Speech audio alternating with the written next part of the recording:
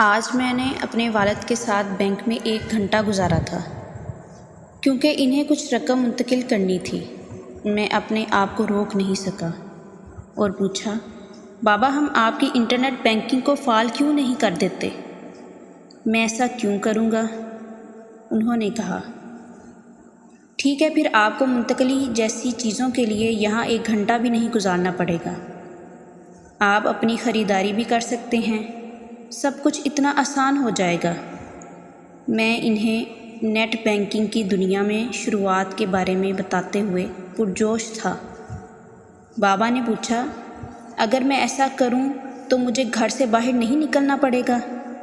ہاں، میں نے کہا۔ میں نے انہیں بتایا کہ سودا سلف بھی آپ دروازے پر کیسے ڈیلیور کیا جا سکتا ہے، لیکن ان کے جواب نے میری زبان بند کر دی۔ انہوں نے کہا، جب سے میں آج اس بینک میں داخل ہوا ہوں، میں اپنے 4 دوستوں سے ملا ہوں۔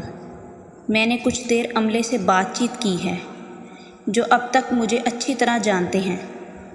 تم جانتے ہو کہ میں اکیلا ہوں، یہ وہ رفاقت ہے جس کی مجھے ضرورت ہے۔ میں تیار ہو کر بینک آنا پسند کرتا ہوں، میرے پاس کافی وقت ہے۔ انہوں نے مزید کہا، 2 سال پہلے میں بیمار ہوا، دکان کا مالک جس سے میں پھل خریدتا ہوں مجھے ملنے آیا اور میرے پلنگ کے پاس بیٹھ کر رونے لگا۔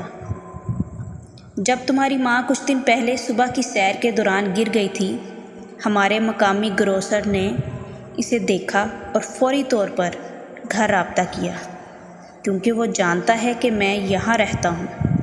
اگر سب کچھ آن لائن ہو جائے گا تو کیا مجھے وہ انسانی ٹچ ملے گا؟